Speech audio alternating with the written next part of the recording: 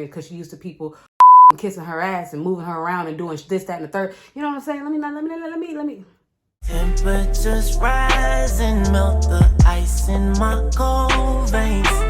I'll tell you a story. Hello everybody, welcome back to the Also Sincere Show. This is your girl Censire. I'm here with another one, okay?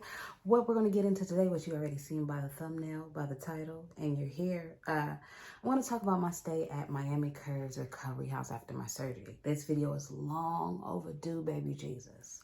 Long overdue. Excuse me, you know, give me grace. Respect me. Okay? So I'm going to talk about my stay and my overall. I think I stayed there for around a week. But let me tell you how the whole thing happened. I'm going to try to keep this video short and sweet. But, you know, I like to talk and, I like to tell the story. When I tell the story, I tell it. Okay? Before we get into it, make sure you have subscribed. Because if you are new here, you need to stay. Shit. And if you've already been a returning subscriber, hey, baby. You watching another one? How's it been? How have you been enjoying yourself so far with the Also Sincere Show? Let me know down in the comments, okay?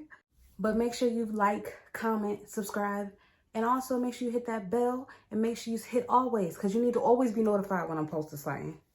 Always. Period. So, all right. So if you haven't seen my video of how I got played out of $600 for the recovery house, a prestige post-op, it'll be linked down below. Go check that out. Watch that, then come back to this video. Listen. I was stressed out about finding a recovery house because it's like you have to go off what you see off of Instagram or maybe Google or Yelp. You just got to go off of that or just go with your gut and just find a recovery house. So after being played with prestige, I was quickly trying to find another one. I hit up my the surgery groups that I was a part of on Facebook, like, look, y'all, where can I go? I'm running out of time. Surgery's coming up, right? So one girl told me about Miami Curves recovery home. I was like, all right, cool. Hit them up, right? Cindy is the owner of Miami Curves, and she hit me up immediately. Super sweet, super dope. Was giving me so much advice for the last recovery house I tried to book with and what I should have done. She was telling me how she only charges $100 for the deposit, and then you pay her the whole balance when you get there. I was like, bet. Last bitch told me $300. I'm still on your ass, Prestige. I was very excited about that. I was like, okay, cool. So, she booked me immediately. It was quick. Like, it was like, look, I can get you in here. Blah, blah, blah, blah, blah. I was in there good to go. Okay. Fast forward. I'm staying communicated with her the whole time. She's communicating back with me, which I love. When I tell you, just talk back to me. Just let me know what the going on. You know what I'm saying? Don't leave me out in the dark, because then I'm going to fucking panic and I'm going to lose my shit. And then when I get to you and we get into an argument and you're like, why are you arguing? Bitch, because I didn't even know you were coming. You know what I'm saying? So, pick me up in the airport. Sweetest little thing. First of all, I was like, oh, Cindy, that's you? Okay. All right. Because over the phone, to me over the phone, Cindy sounds Hispanic as hell, like, but she's like Portuguese or some shit. I can't remember, but I know she said Portuguese. And I was like, damn, Cindy, first of all, Cindy thicker than a snicker. We're gonna leave it at that. Sweet as hell. Picked me up in her car, drove me to the recovery house, right? Get there. It was a real dope environment. I loved it. I'm not a real picky individual when it comes to shit like this. So I wasn't annoyed by some shit that some people might be annoyed with, honestly. Like, let's see, for example, it wasn't all the way put together the way you would want somewhere to be put together, but it was put together. If that makes any sense. You know what I'm saying? It was good enough for me. Roxy, get out.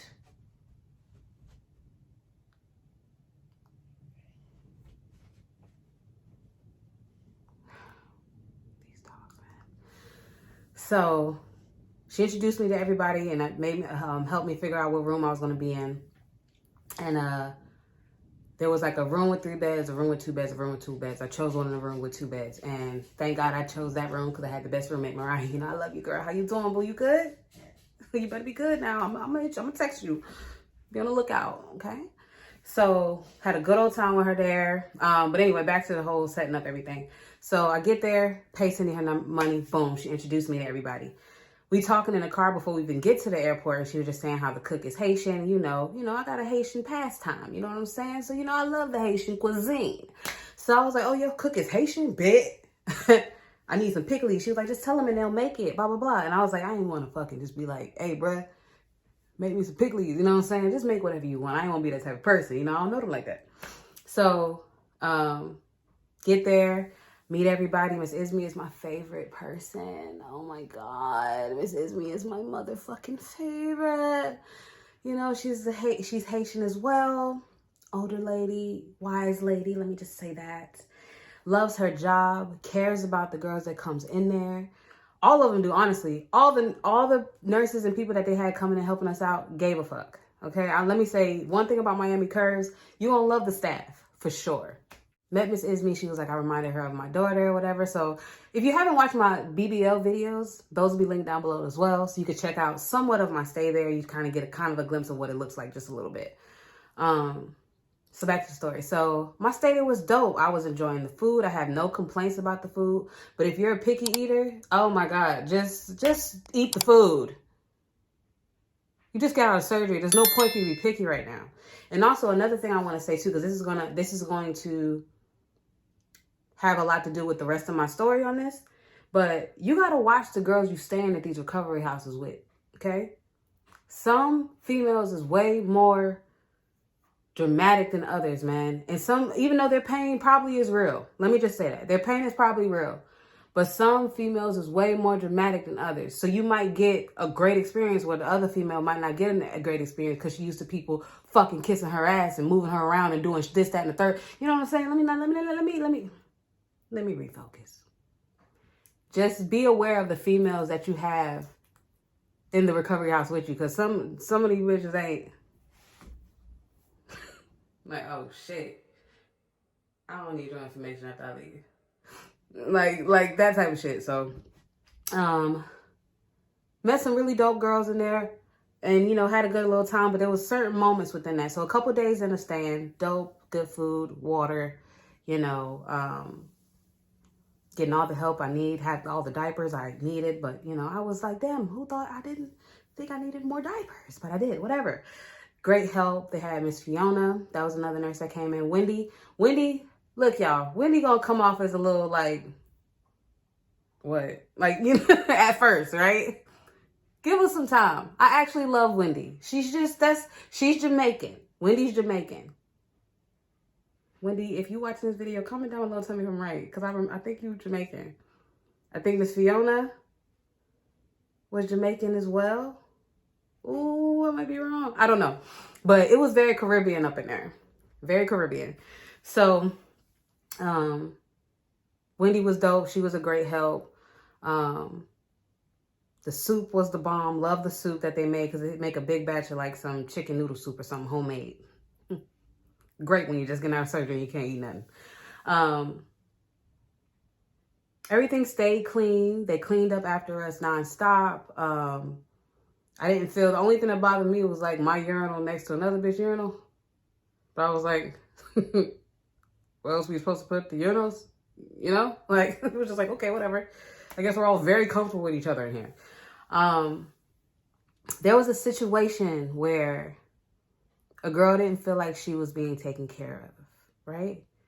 So one of the other females took it upon herself to tell Cindy how she felt, even though, listen, I love Miss Isme so much. You talk to Miss Isme a certain way, we're going to have to fight.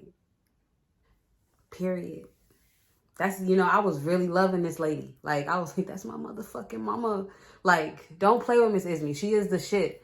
So basically, they ended up talking to Cindy about what happened about the whole shebang with Miss Isme. And of course, Cindy is a business owner, so she has to, the customers come first, the clients come first. I get it. You have to sit your people down and talk to them how you need to talk to them as the boss. I get it.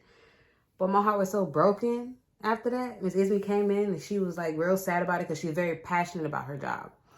She loves to help each other out. But if, there's a girl that needs 2 or 3 nurses, and it's just Miss Isme, she can only do as much as she needs to do. That's why I say you got to watch the type of girls that you're in these recovery houses with, because it can get a little tricky. You're having a great time. She's having a horrible time. It all depends. You know what I'm saying?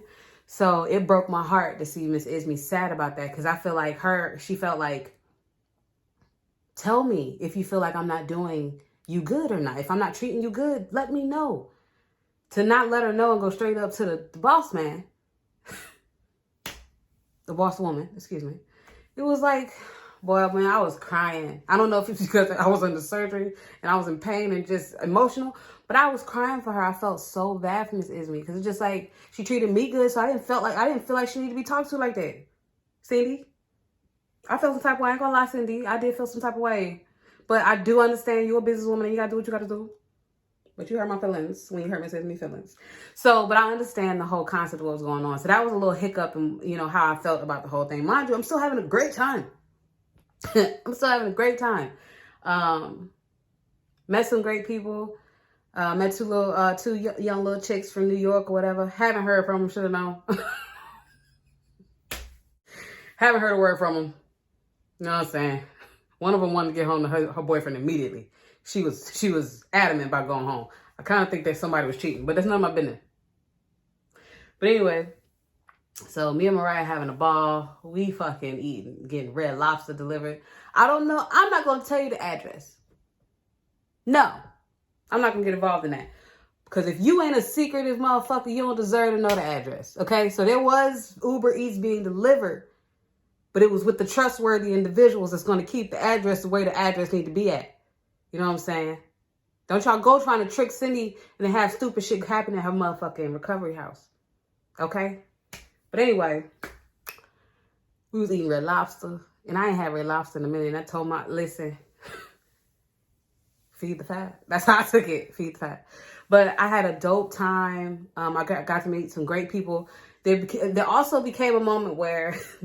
So this is right after Cindy done let Isme know what's going on. And I'm hurt. I'm on Miss Isme's side. Like, let's fight. Ass swollen. Can't fight nobody. So I'm a little pee with Cindy or whatever. And it was starting to get to the point. Like, let me talk about this. The driver, what's his name? Wesley. Cool ass dude. But I'm going to be honest. I only seen that nigga once or twice. Every other time I was dropped off to places was in Cindy's car.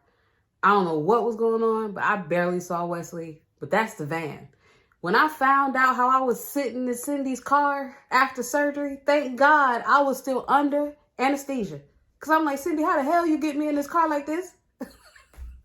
Thank God I couldn't feel shit. And she had nerve to tell me, oh, that wasn't good that you don't remember anything. I said, thank God I don't, Cindy. I would have been in fucking pain if I would have known how I was in this car. So I don't know what was going on with Wesley. I do know there was a lot of girls staying there at that time. So there was a lot of ripping and running at different, surgery places. So, but when it came to me, I only seen Wesley for my pre-op. He took me to my pre-op, brought me back. That was it. That's the only time I seen him for me. So I did see Cindy driving her car a lot. So I don't know what was going on with that. But let me tell you something. She still gets you where you need to go.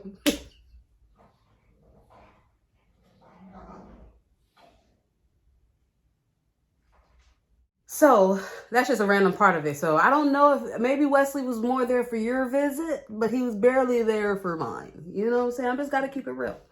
So there was a certain moment within the day, we get our massages or whatever. And Cindy, I think she was going through a lot during my time there. I think she did have a lot of family things going on. I don't know what was going on per se. That's none of my business to share. But I think she was, get out, Barack, please. Out, Papa. Out. I should close the door. So she was going through a lot emotionally. You could tell she was going through something because she was getting annoying. We was getting our massages and Mariah was having a hard time draining. Her incision at the top of her butt was like closing up. So it was hard for Michael to actually get in there. Mikhail, he was fine. I'm going to say that. One thing that I did learn from Mariah though, some of the lymphatic massage therapists, they actually can reopen your incisions based off of the doctor that did it. So she ended up going to a lymphatic massage therapist in her hometown, and they asked her what doctor it was, and they was like cool and knew exactly how to open it. So every doctor makes incisions differently. So keep that in mind. So it was hard for him to get the liquid out, and he didn't want to keep shoving something in there to get it out. He's like, it was really hurting Mariah. And Cindy was like, come on, come on, come on. She was like kind of rushing him a little bit.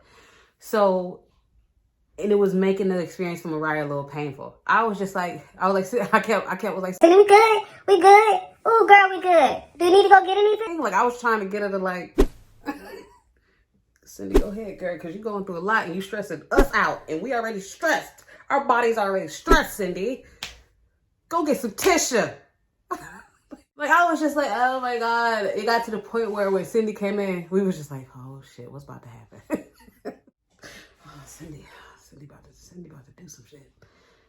But it was like, but honestly though, Cindy was like that dope ass cousin you had that's gonna always have your motherfucking back though.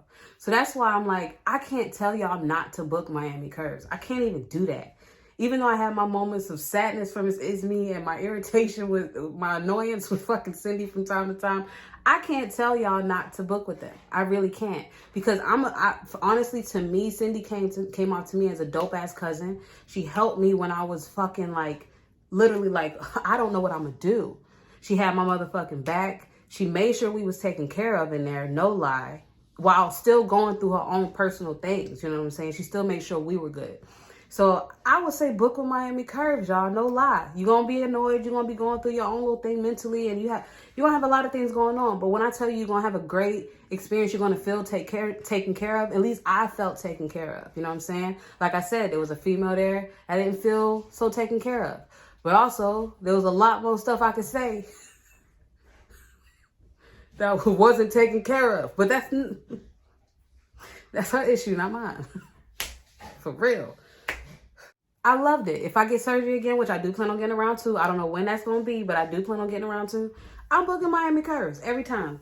Every time. Get my boobs done, Miami Curves. Curves. Curves. I'm booking there. You know what I'm saying? I felt like I was around family, no bullshit. I enjoyed every second of it, even the bad moments. It was like I was with my homies and we had a quick little argument. Like my cousin is just getting on. Y'all don't want me to be great. Y'all do not want me to be great. I'm just not going to ignore them. If you ladies are out there and y'all are looking for a good recovery house to have a great experience, feel like you have family, feel like you have people to care about you, I stayed at Miami Curves Recovery House. I recommend that you go book with them as well.